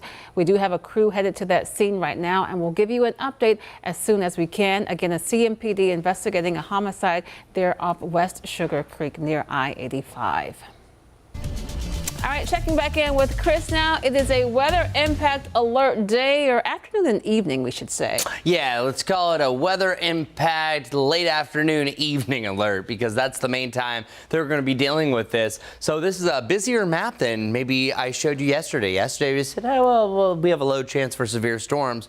Well, now it's areas off towards the west that not only have a hail chance, but a significant hail threat. Whenever you see these hashed lines, may it be the wind graphic, the hail, or the tornado, that means that you have the upper level chance of hail of that threshold. That was a bunch of words pretty much just saying you have a chance up to hailstones the size of eggs. That's 2 inches in diameter. I think more commonly we'll see ping pong ball to golf ball size hail possibilities, or at least the tags in some of these severe thunderstorm warnings. Brad's going to have a very busy late afternoon heading into the evening, and I think it really opens up a little bit earlier than what we've been saying by about 4 o'clock close to the Morganton area, because I am seeing some changes. So our significant hail parameter, this is a new graphic and it's a new product for the National Weather Service that really is just showing the higher potential for some larger hail. Whenever you start to get some of these yellows and these oranges here, that means about 1 to 2 inch in diameter hail is a possibility. That's just the possibility of these larger hailstones. And then once you get up to this range, it could even be greater, about closer to baseball size.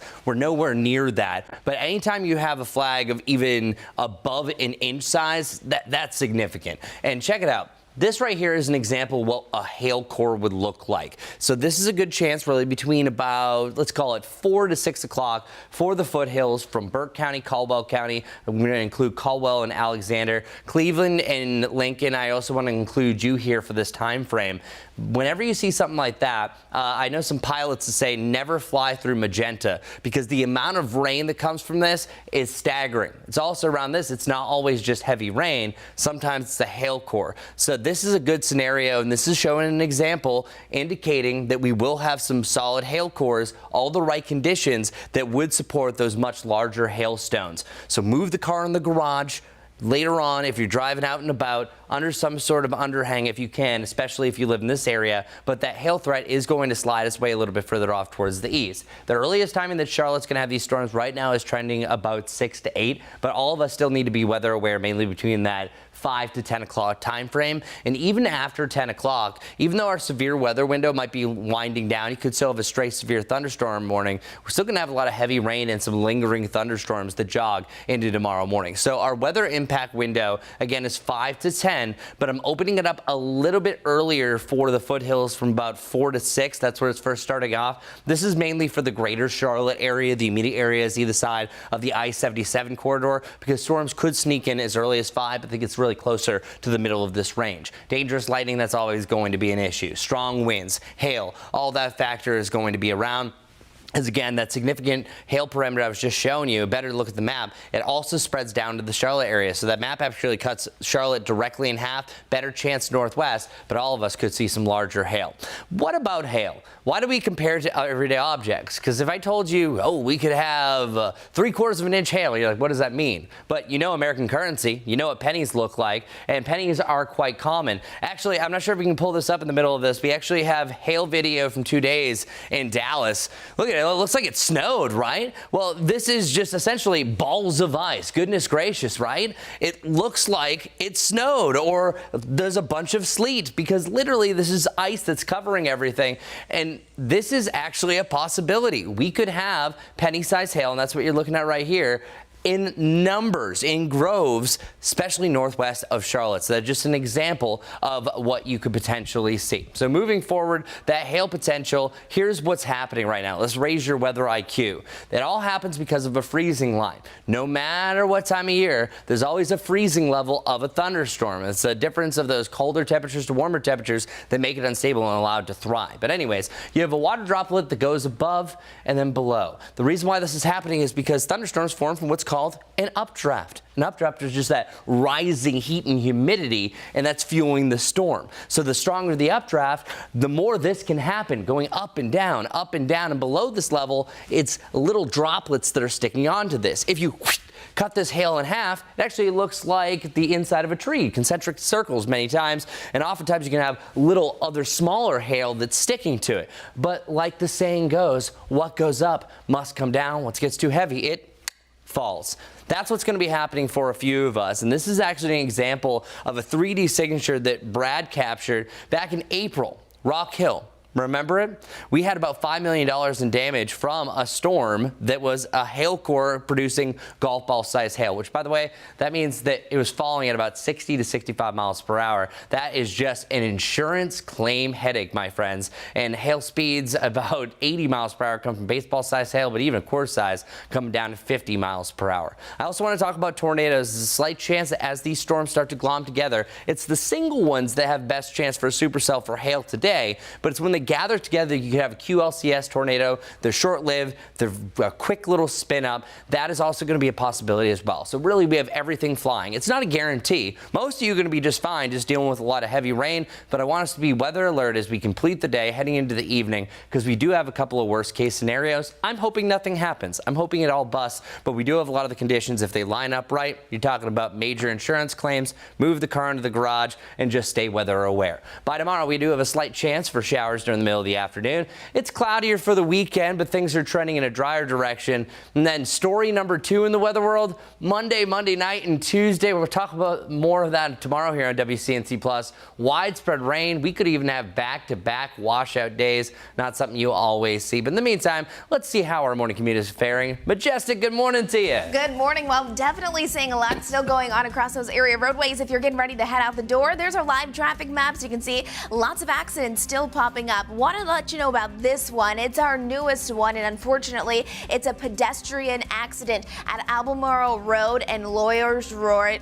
We're looking at those left-hand lanes that are closed. You can see emergency responders are on scene, and traffic is still getting through, but again, just those left-hand lanes are currently closed. Want to take it to the west just a bit. We have a disabled vehicle. The center lanes are currently blocked at Tryon Street South and Carroll Winds, so Row, still seeing a lot of red popping up right along I-77 there. And then this accident has been ongoing now for quite some time. It's an accident on Brookshire Boulevard south at I-85. Live look outside, you can see traffic is moving, but it's moving quite slow along I-77 heading towards the Uptown area. We'll have another traffic update coming up in just a few.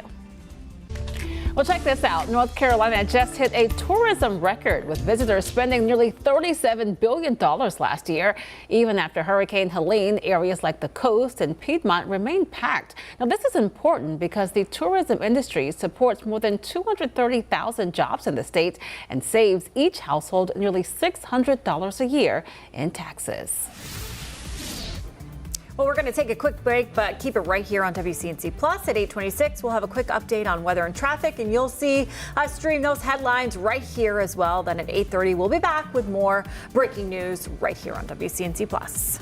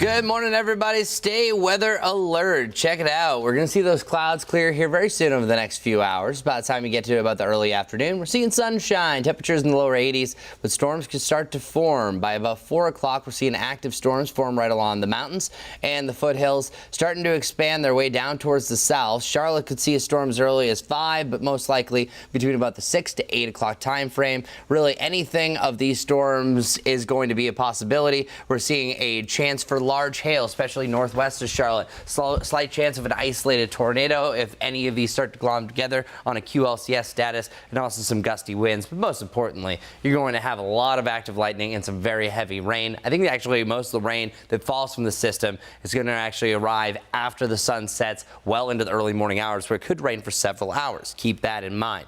Through tomorrow, we have a slight chance for rain, lower 80s next couple of days, 70s on a cloudier sky for Saturday and Mother's Day, and then after that, widespread rain Monday night, and Tuesday. But Jess, take it away. How's the morning commute? All right, good morning. We are definitely still seeing some major backups as you're heading out the door this morning. Want to talk about this one specifically because it does involve a pedestrian. You can see it right here from this picture. It's right at Albemarle Road and Lawyers Road. Left-hand lanes are currently closed. And then you can see another one here. This is a disabled vehicle. Centered lanes are blocked at Tryon Street south of Carrollwood. So we will keep you up to date with that. And if anything changes, we'll surely let you know.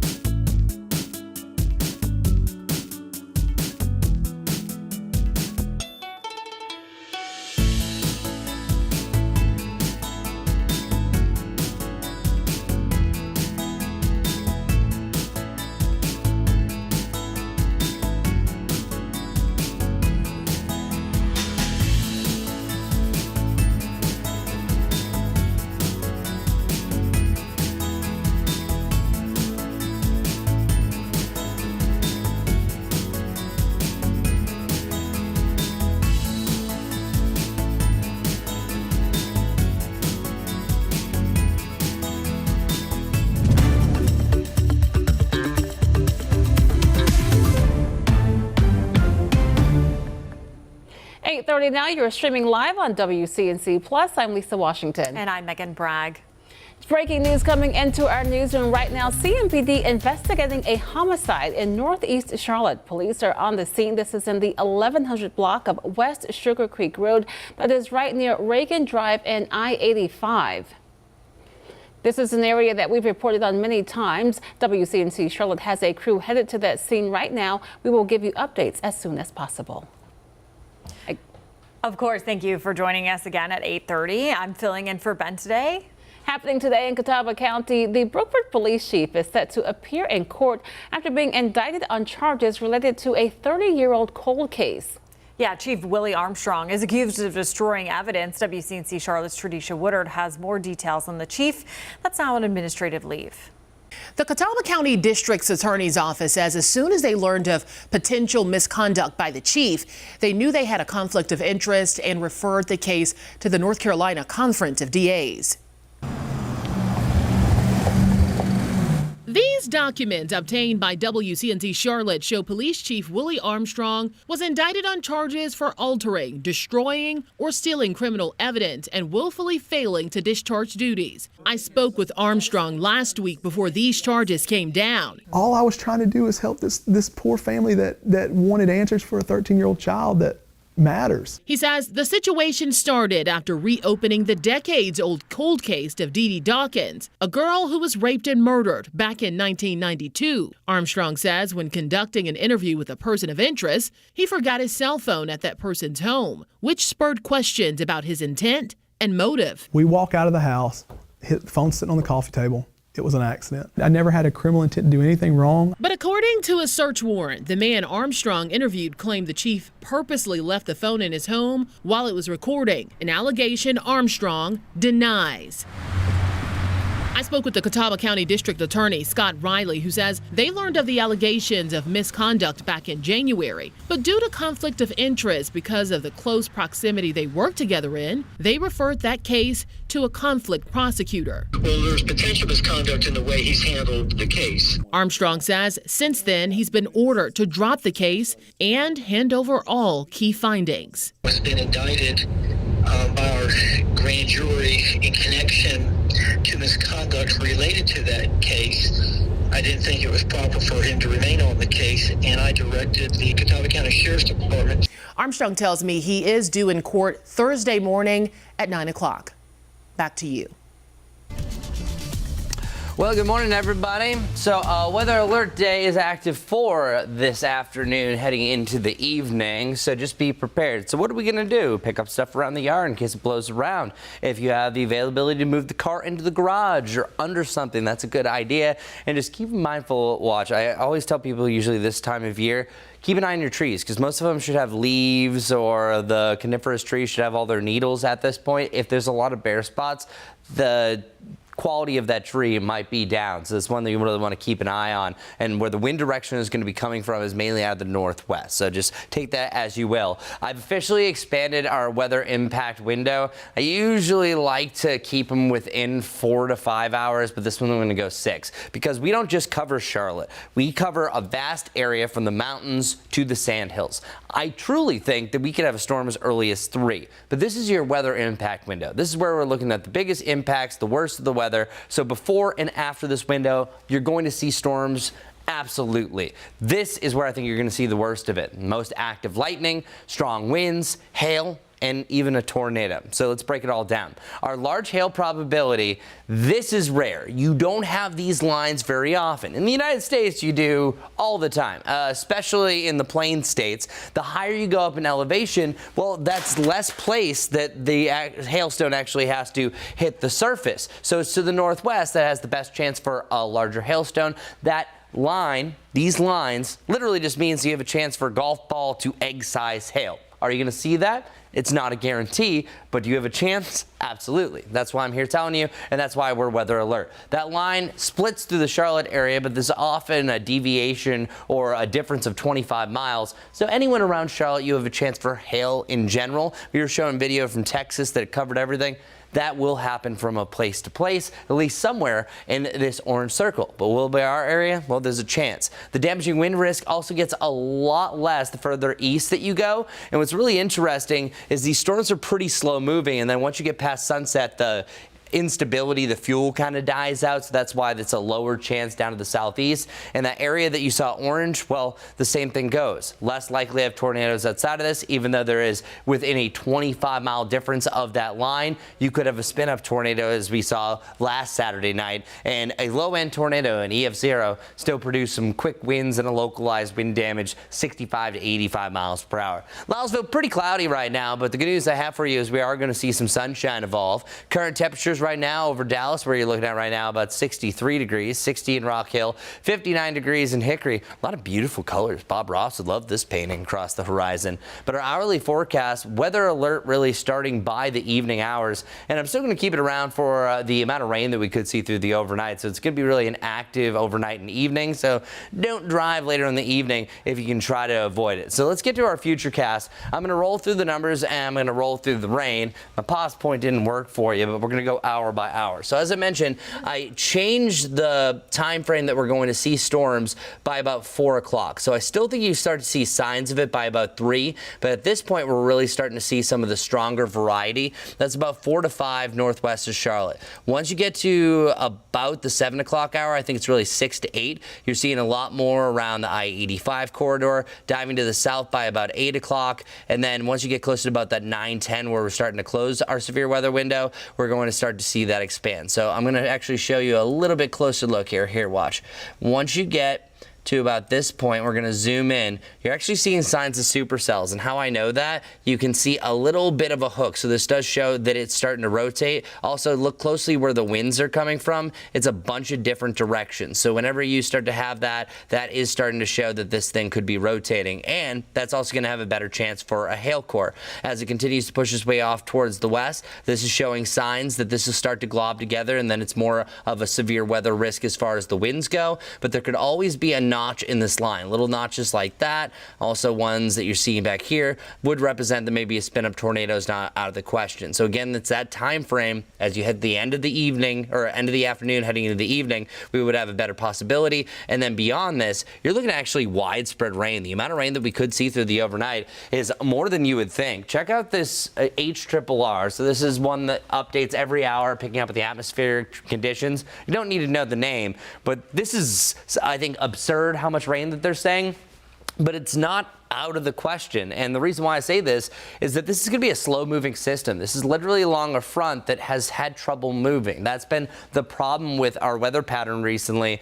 The things that move typically in a couple of days west to east are taking a week to move very little. And then that's why we're looking at prolonged rain heading into Monday and Tuesday. We've seen a lot of historic flood values in Oklahoma and Kentucky over the last several weeks. Well, there is a chance that we could have at least up to an inch and a half when this rain chance is all said and done, and also factoring in the rain tomorrow. So a rain value up to 2 inches from this, I would not be surprised, because I think most of the rain that we physically see is going to actually fall after the sun sets through the early morning hours. Just our severe weather window, again, is from 4 to 10 o'clock. That's the best chance for some of the stronger variety storms. Getting to our Guy Roofing 7-day forecast, well, a couple of days stand out, such as our weather alert day, but also I like the pink color because that's for you, Mom. We're talking about Mother's Day. A little bit warmer than what I was forecasting earlier. I think we have mainly the 70s. I still think clouds are the most dominant feature of our skies. But then after Mother's Day, we'll call it Mother's Night.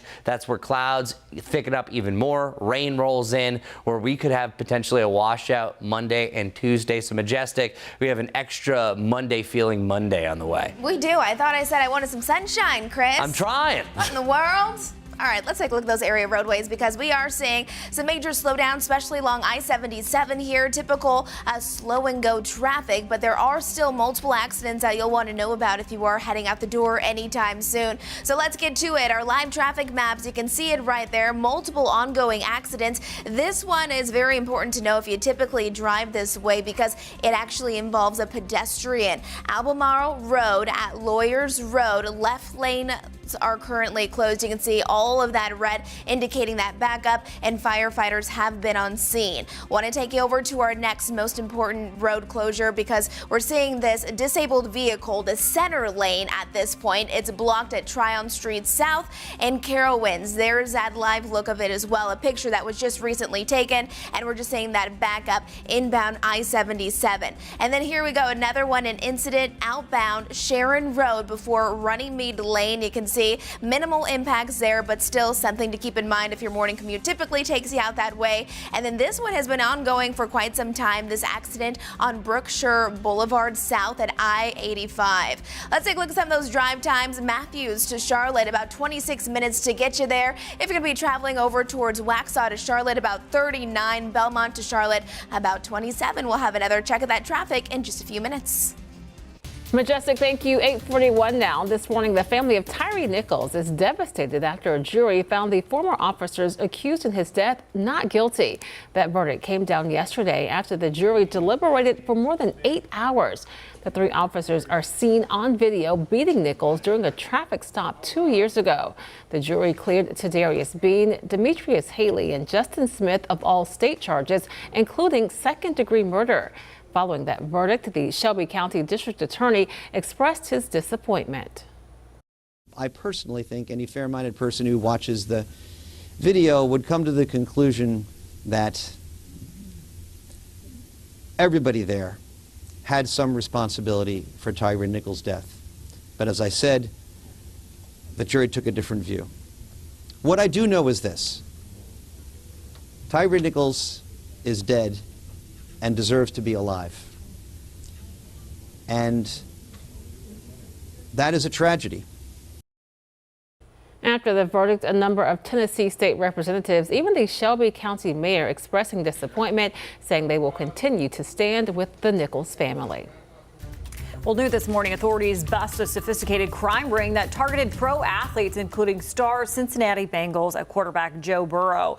This video shows police stopping suspects in Ohio and say those suspects were wearing clothing belonging to Burrow and found his LSU T-shirt in the trunk. Authorities say suspects' cell phones were filled with photos of them posing with his jewelry. They're also linked to another group in Florida also seen posing with jewelry allegedly stolen from pro athletes. The crime ring stretches from Minnesota to New York, Ohio, and Florida. They are all now charged together in cases involving at least 6 professional stars.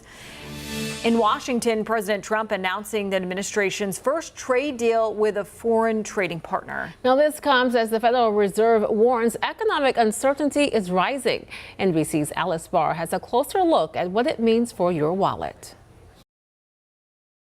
President Trump this morning confirming what he called a full and comprehensive trade deal with the United Kingdom ahead of a formal Oval Office announcement. It's the first deal since the president began imposing sweeping tariffs on trading partners around the world, promising more to come after Treasury Secretary Scott Bessent faced a grilling on Capitol Hill over delivering on trade deals. There are 18 important trading partners, and we are moving forward at all deliberate speed with those. The secretary set to begin highly anticipated negotiations with China this weekend as President Trump, while swearing in a new ambassador to China, signaled he's not backing down. Are you open to pulling back your tariffs in order to get China to the negotiating table? No. And pushed back on the idea that the U.S. initiated the China trade talks. They said we initiated? Well, I think they ought to go back and study their files. The 145% tariff on Chinese goods has already forced some prices up for U.S. consumers. Now, the Federal Reserve says it's leaving interest rates unchanged, rather than the rate cut President Trump has been pressing for, the Fed chair citing economic uncertainty fueled by tariff policy. If the large increases in tariffs that have been announced are sustained, they're likely to generate a rise in inflation, a slowdown in economic growth, and an increase in unemployment. Chairman Powell noting it's unclear if those effects would be short-lived or long-lasting, arguing a resilient economy overall makes a wait-and-see approach to rates possible, as markets to Main Street wait for more solid footing. On immigration, a federal judge has temporarily blocked a Trump administration move to deport a group of undocumented migrants to Libya using a military plane. Two sources telling NBC News that was planned for as soon as this week. The judge said the move would violate a previous court order. In Washington, Alice Barr, NBC News. As we celebrate National Nurses Week, we have an extraordinary story this morning about coming full circle. That's right. There is a nurse who once cared for a premature newborn and is now working alongside that same baby who grew up to become a NICU nurse herself. WCNC Charlotte's Miles Harris is live at Novant Health Hemby Children's Hospital. Miles, this is just one example of the lasting impact of nurses. You're absolutely right there, Lisa and Megan. Really a full circle moment here. So inside the NICU wing here at Novant Health, they are filled with tons of tiny fighters and even dedicated nurses who care for them. But there are also two in particular nurses here that have a special connection that date back more than 26 years. Christmas Day 1998 brought an unexpected gift to the Koffold family. Twin daughters born 2 months premature. And that early arrival meant a lengthy stay inside the Novant Health NICU wing with nurse Angela Neal. I'm a nurse. I'm here to serve people. I'm here to help people. And I just want to give them my best. That experience left a lasting impression on the Koffold family, especially on twin Abigail. But my parents always shared their story and their experience in the NICU for me and my twin sister. Abigail's journey came full circle when she became a nurse in the very same NICU where she once fought for her life. And in a remarkable twist, with the nurse that cared for her. Every time I walk in, I know that she's got my back, and it's so special to be able to have this connection, meet her, and get to be a NICU nurse alongside her. Matching a passion and care for the most vulnerable patients. I just want to serve the babies and their families the way that God has called me to, and I pray that I get to have the kind of impact that Angela has on my family.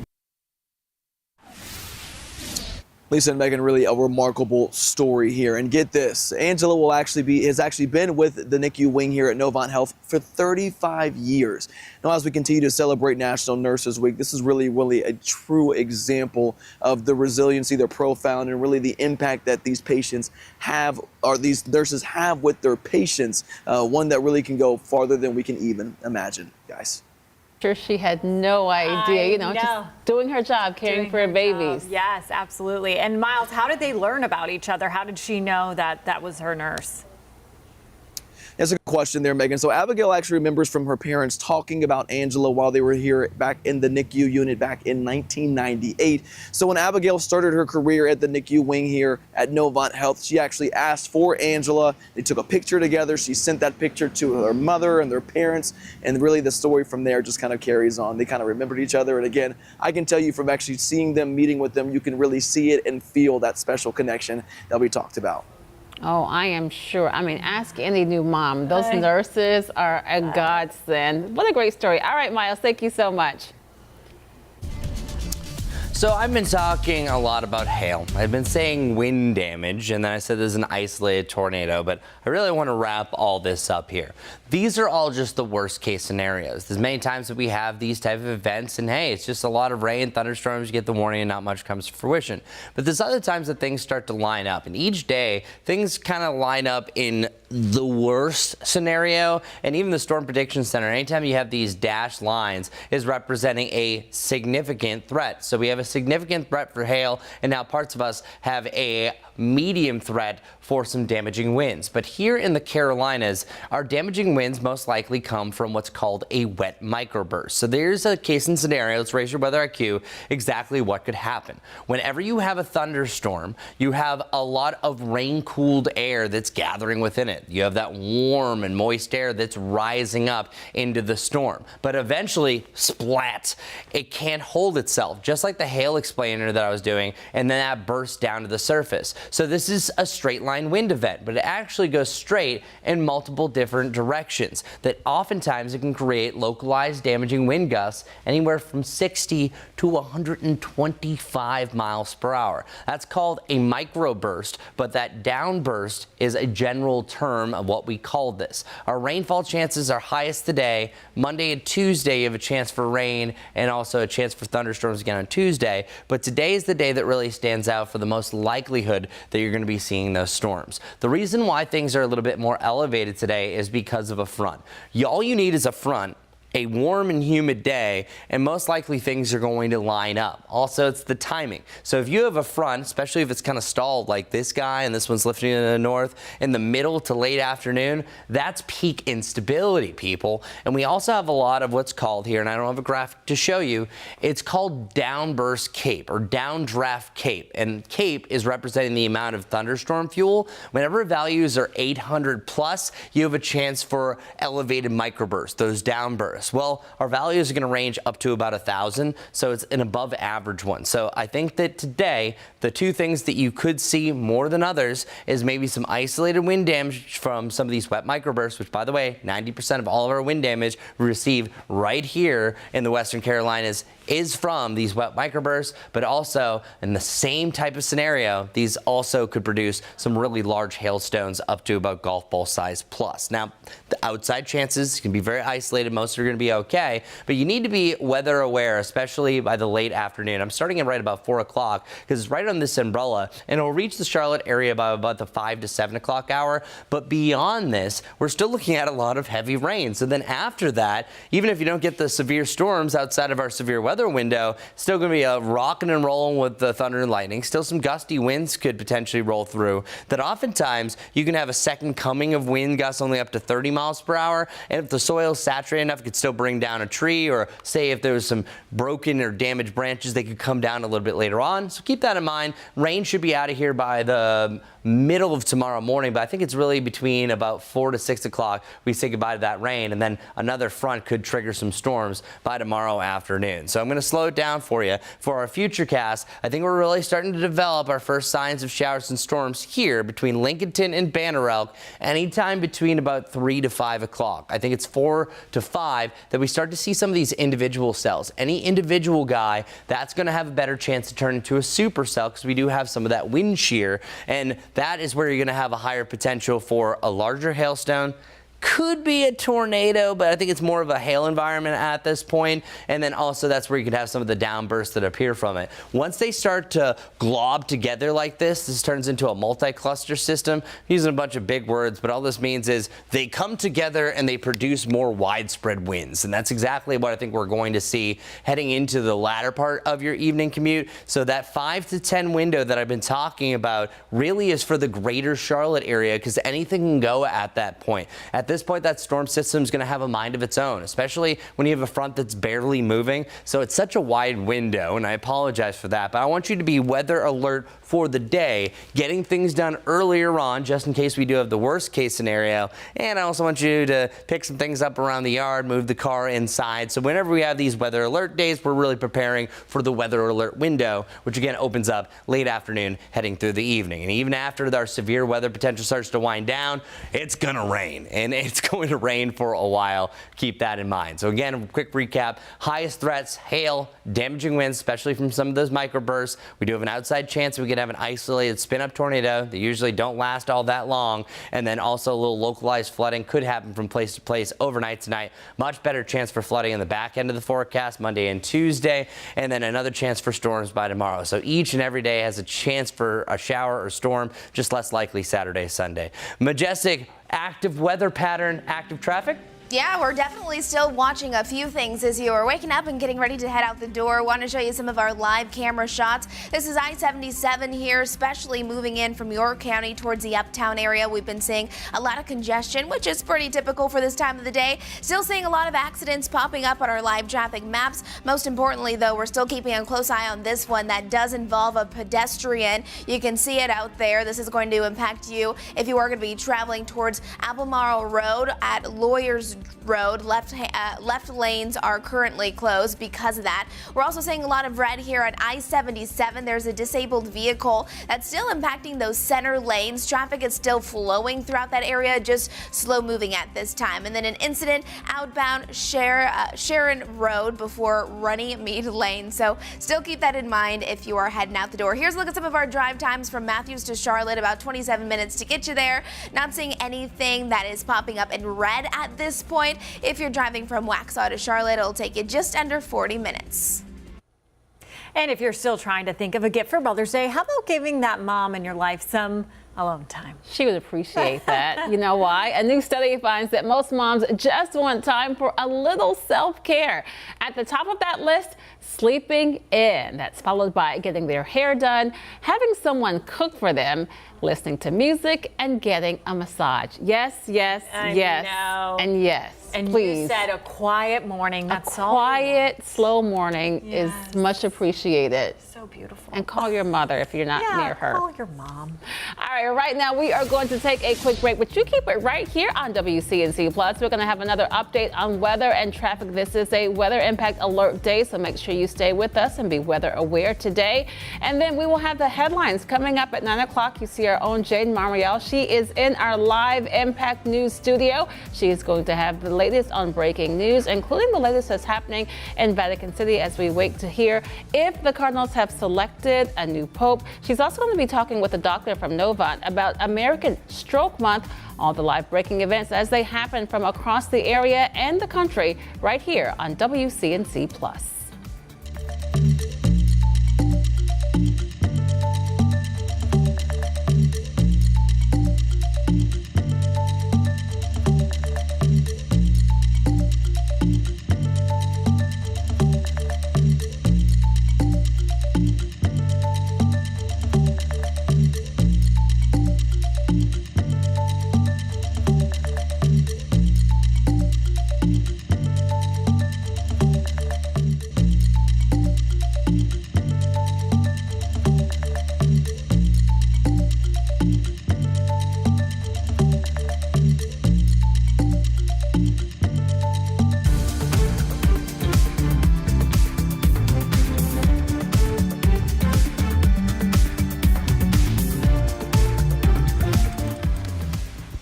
Well, good morning, everybody. We are looking at an interesting pattern today because you do have a chance for some large hail, gusty winds, and then, of course, you could also have a spin-up tornado. Now, these are all the worst-case scenarios. It's really between about 4 and 10 o'clock, starting right here in the foothills in the mountains, sliding over to Charlotte, which could impact your evening commute, and then by about 10 o'clock the instability starts to wind down. High temperatures in the lower 80s, where as of right now it's likely a cloudier sky where you are, starting to brighten up. We'll have a lot more sunshine hit in the afternoon, which is going to destabilize things. So a quick look at our future cast. Notice storms starting to bubble up between about 2 and 4 o'clock, and then once you get closer to about the 5 to 7 time frame, it's starting to swing around the Charlotte area, and then closer to about 8 o'clock pushing east, still scattered rain as we work our way through the area. Majestic, what's going on traffic-wise? All right, taking a live look outside, want to show you we do have some major slowdowns still along I-77.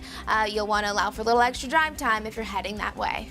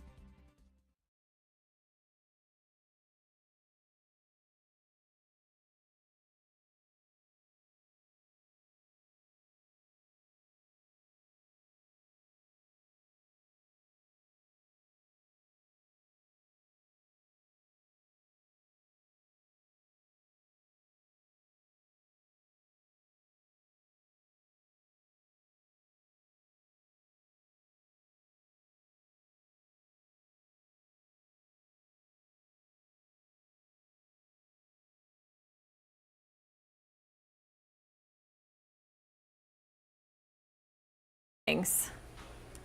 You feeling better? Yeah. Okay. We'll see how long it'll last. I don't know. I feel like everyone went down. Like, I don't know.